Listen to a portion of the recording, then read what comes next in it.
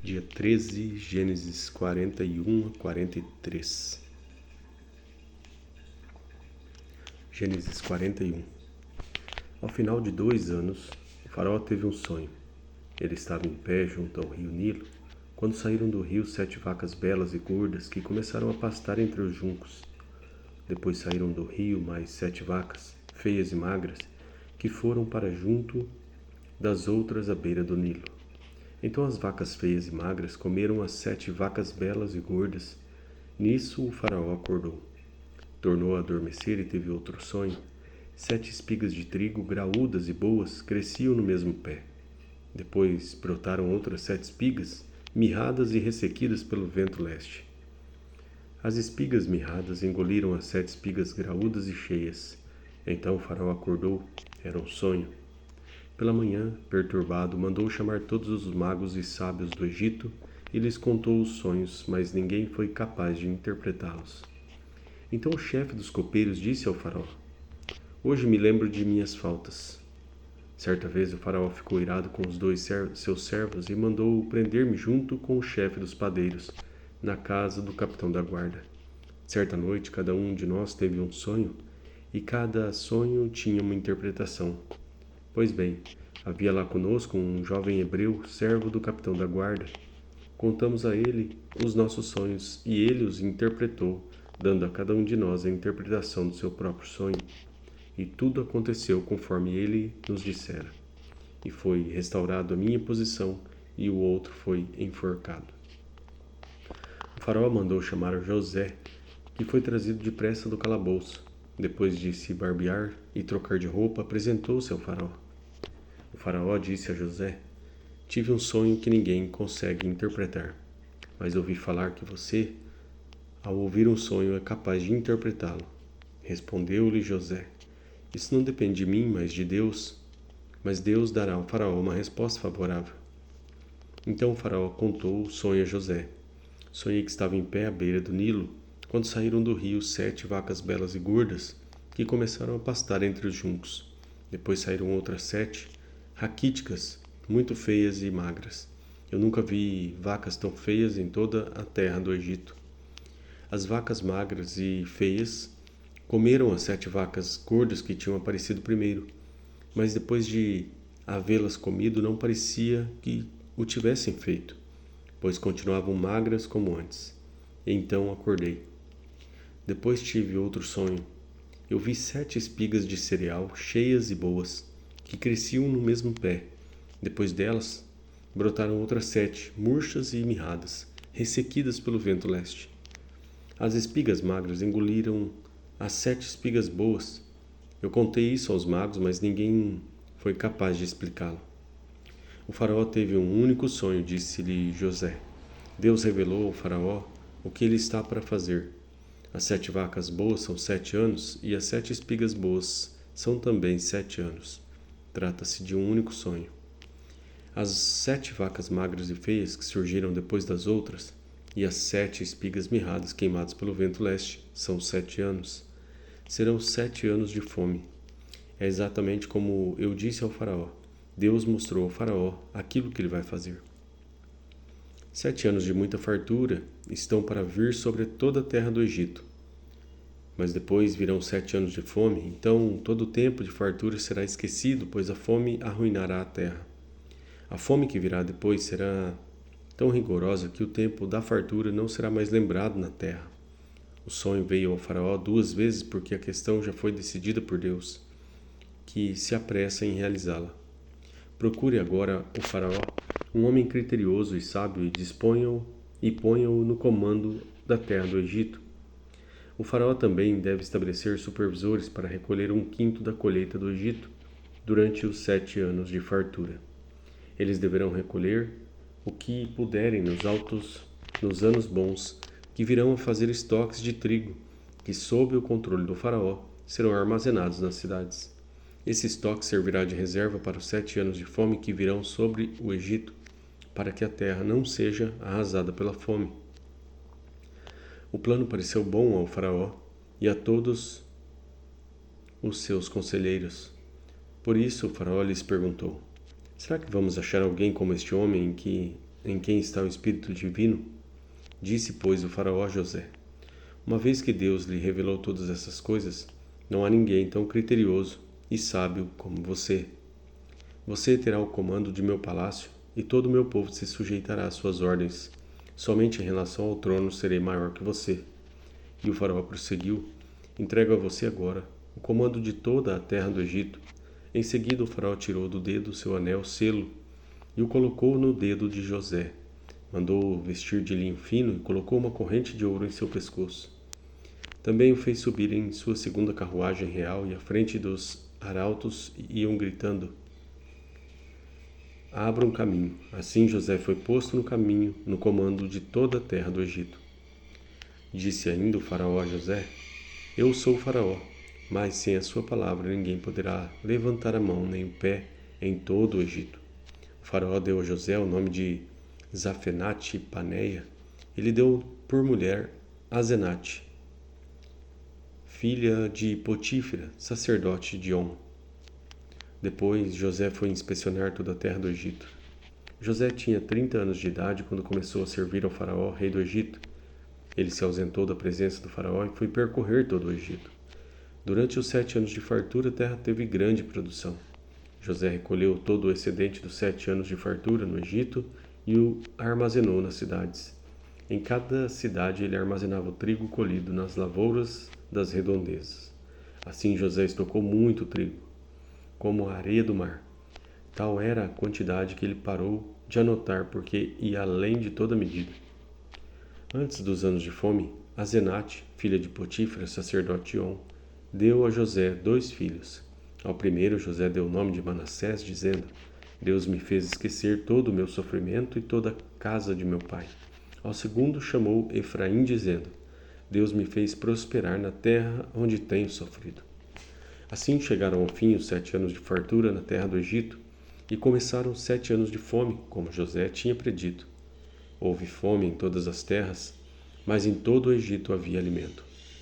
Quando todo o Egito começou a sofrer com a fome, o povo clamou ao faraó por comida, e ele respondeu a todos os egípcios: Dirijam-se a José e façam o que ele disser.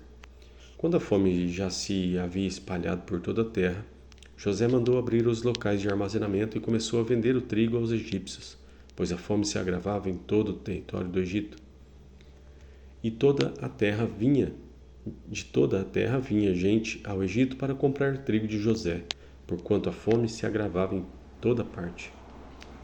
Gênesis 42. Quando Jacó soube que no Egito havia trigo, disse a seus filhos: Por que estão aí olhando uns para os outros? E disse ainda: Eu ouvi dizer que há trigo no Egito. Desçam até lá e comprem trigo para nós, para que possamos continuar vivos e não morramos de fome. Assim 10 dos irmãos de José desceram ao Egito para comprar trigo. Jacó não deixou que Benjamim, irmão de José, fosse com eles, temendo que algum mal lhe acontecesse. Os filhos de Israel estavam entre outros que também foram comprar trigo, por causa da fome na terra de Canaã. José era o governador do Egito, e era ele quem vendia o trigo a todo o povo da terra. Por isso, quando os irmãos de José chegaram, curvaram-se diante dele com o rosto em terra. José reconheceu seus irmãos logo que os viu, mas agiu como se não os conhecesse. E lhes falou asperamente: De onde vocês vêm? Responderam eles: Da terra de Canaã, para comprar comida. E José reconheceu seus irmãos, mas eles não o reconheceram. Lembrou-se então dos sonhos que tivera a respeito deles e lhe disse: Vocês são espiões. Vieram para ver onde a nossa terra está desprotegida. E eles responderam: Não, meu senhor, os teus servos vieram apenas comprar comida. Todos nós somos filhos do mesmo pai. Os teus servos são homens honestos e não espiões. Mas José insistiu: Não, vocês vieram ver a nossa terra, onde está desprotegida. E eles disseram: Teus servos eram 12 irmãos, todos filhos do mesmo pai, na terra de Canaã. O caçula está em casa com o pai, e o outro já morreu. José tornou a afirmar: É como eu lhes falei, vocês são espiões. Vocês serão postos à prova. Eu juro pela vida do faraó que vocês não sairão daqui enquanto o seu irmão caçula não vier para cá. Mandem alguns de vocês buscar o seu irmão enquanto os demais aguardam presos. Assim ficará provado se as suas palavras são verdadeiras ou não. Se não forem, eu juro pela vida do faraó que ficará confirmado que vocês são espiões. E os deixou presos por 3 dias. No terceiro dia, José lhes disse: Eu tenho temor de Deus.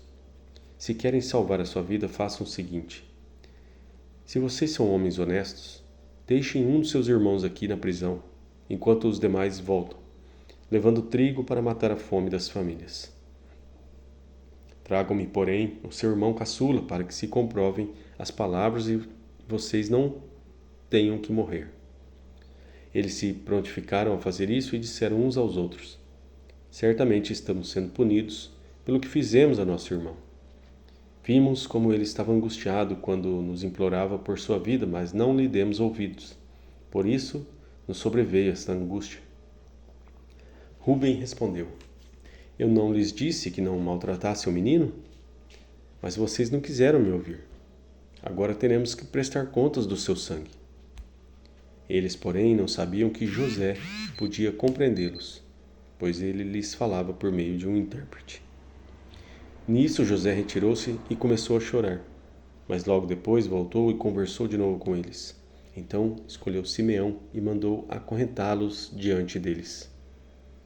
Em seguida José deu ordem para que enchessem de trigo as suas bagagens, devolvessem a prata de cada um deles, colocando-as na bagagem, e lhes dessem mantimentos para a viagem. E assim foi feito. Eles puseram a carga de trigo sobre os seus jumentos e partiram. No lugar onde pararam para pernoitar, um deles abriu a bagagem para pegar forragem para o jumento, seu jumento, e viu a prata na boca da bagagem, e disse aos seus irmãos: Devolveram a minha prata. Está aqui em minha bagagem. Tomados de pavor em seu coração e tremendo, disseram uns aos outros: O que é isto que Deus fez conosco? Ao chegarem à casa de seu pai Jacó, na terra de Canaã, relataram-lhe tudo o que lhe acontecera, dizendo: O homem que governa aquele país falou asperamente conosco e nos tratou como espiões. Mas nós lhe asseguramos que somos homens honestos e não espiões. Dissemos também que éramos 12 irmãos, filhos de um mesmo pai, e que um já havia morrido e que o caçula estava com nosso pai em Canaã. Então o homem que governa aquele país nos disse: Vejamos se vocês são honestos. Um dos seus irmãos ficará aqui comigo e os outros poderão voltar e levar mantimentos para matar a fome das suas famílias. Tragam-me, porém, o seu irmão caçula, para que eu comprove que vocês não são espiões, mas sim homens honestos. Então eu lhes devolverei o irmão e os autorizarei a fazer negócios na terra. Ao esvaziarem as bagagens, dentro da bagagem de cada um de nós estava a bolsa cheia de prata. Quando eles e seu pai viram as bolsas cheias de prata, ficaram com medo. E lhes disse seu pai Jacó: Vocês estão tirando meus filhos de mim? Eu já fiquei sem José, agora Simeão e ainda querem levar Benjamim? Tudo está contra mim. Então Rúben disse ao pai: Podes matar meus 2 filhos, se eu não o trouxer de volta. Deixa-os aos meus cuidados e eu os trarei. Mas o pai respondeu: Meu filho não descerá com vocês. Seu irmão está morto e ele é o único que resta. Se qualquer mal lhe acontecer na viagem que estão por fazer, vocês farão estes meus cabelos brancos descer à sepultura com tristeza. Gênesis 43. A fome continuava rigorosa na terra. Assim, quando acabou todo o trigo que os filhos de Jacó tinham trazido do Egito, seu pai lhes disse: Voltem e comprem um pouco mais de comida para nós. Mas Judá lhe disse: O homem nos advertiu severamente: Não voltem à minha presença, a não ser que tragam seu irmão. Se enviares o nosso irmão conosco, desceremos e compraremos comida para ti. Mas se não enviares conosco, não iremos, porque foi assim que o homem falou. Não voltem à minha presença, a não ser que tragam o seu irmão. Israel perguntou: Por que me causaram esse mal? Contando aquele homem que tinha outro irmão. E lhe responderam: Ele nos interrogou sobre nós e sobre nossa família, e também nos perguntou: o pai de vocês ainda está vivo? Vocês têm outro irmão? E nós simplesmente respondemos ao que ele nos perguntou. Como poderíamos saber que ele exigiria que levássemos o nosso irmão? Então disse Judá a Israel, seu pai: Deixa o povo ir comigo e partiremos imediatamente, a fim de que tu, nós e nossas crianças sobrevivamos e não venhamos a morrer. Eu me comprometo pessoalmente pela segurança dele. Pode me considerar responsável por ele. Se eu não o trouxer de volta e não o colocar bem aqui na tua presença, eu serei culpado diante de ti pelo resto da minha vida. Como se vê, se não tivéssemos demorado tanto, já teríamos ido e voltado 2 vezes. Então Israel, seu pai, lhes disse: Se tem que ser assim, que seja. Coloquem algum dos melhores produtos da nossa terra na bagagem e levem-nos como presente ao tal homem. Um pouco de bálsamo, um pouco de mel, algumas especiarias e mirra, algumas nozes de pistache e amêndoas. Levem prata em dobro e devolvam a prata que foi colocada de volta na bagagem de vocês. Talvez isso tenha acontecido por engano. Peguem também o seu irmão e voltem àquele homem. Que o Deus Todo-Poderoso lhes conceda misericórdia diante daquele homem, para que ele permita que o seu outro irmão e Benjamim voltem com vocês. Quanto a mim, se ficar sem filhos ficarei. Então os homens desceram ao Egito levando presente, prata em dobro e Benjamim, e foram à presença de José. Quando José viu Benjamim com eles, disse ao administrador de sua casa: Leve estes homens à minha casa, mate um animal e prepare-o. Eles almoçarão comigo ao meio-dia. Ele fez o que lhe fora ordenado e levou-os à casa de José. Eles ficaram com medo quando foram levados à casa de José e pensaram: Trouxeram-nos aqui por causa da prata que foi devolvida às nossas bagagens na primeira vez. Ele quer atacar-nos, subjugar-nos, tornar-nos escravos e tomar de nós os nossos jumentos. Por isso dirigiram-se ao administrador da casa de José e lhes disseram à entrada da casa: Ouça, meu senhor, a primeira vez que viemos aqui foi realmente para comprar comida. Mas no lugar em que paramos para pernoitar, abrimos nossas bagagens e cada um de nós encontrou a prata que tinha trazido, na quantia exata. Por isso, a trouxemos de volta conosco, além de mais prata para comprarmos mais comida. Não sabemos quem pôs a prata em nossa bagagem. Fiquem tranquilos, disse o administrador. Não tenham medo. O seu Deus, o Deus de seu pai, foi quem lhes deu um tesouro em suas bagagens, porque a prata de vocês eu recebi. Então soltou Simeão e o levou na presença deles. Em seguida os levou à casa de José, deu-lhes água para lavarem os pés e forragem para os seus jumentos. Eles prepararam presente para a chegada de José ao meio-dia, porque ficaram sabendo que iriam almoçar ali. Quando José chegou, eles o presentearam com o que tinham trazido e curvaram-se diante dele até o chão. Ele então lhes perguntou como passavam e disse em seguida: Como vai o pai de vocês? O homem idoso de quem me falaram ainda está vivo? E eles responderam: Teu servo, nosso pai, ainda vive e passa bem. E se curvaram para prestar-lhe honra.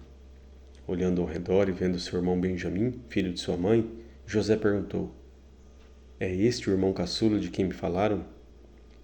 E acrescentou: Deus lhe conceda graça, meu filho. Profundamente emocionado por causa de seu irmão, José apressou-se em sair à procura de um lugar para chorar. Entrando em seu quarto, chorou. Depois de lavar o rosto, saiu controlando-se e disse: Sirvam a comida. Serviram a ele, em separado dos seus irmãos e também dos egípcios que comiam com ele, porque os egípcios não podiam comer com os hebreus, pois isso era sacrilégio para eles. Seus irmãos foram colocados à mesa perante ele, por ordem de idade, do mais velho ao mais novo, e olhavam perplexos uns para os outros. Então lhes serviram da comida da mesa de José, e a porção de Benjamim era 5 vezes maior que a dos outros. E eles festejaram e beberam à vontade.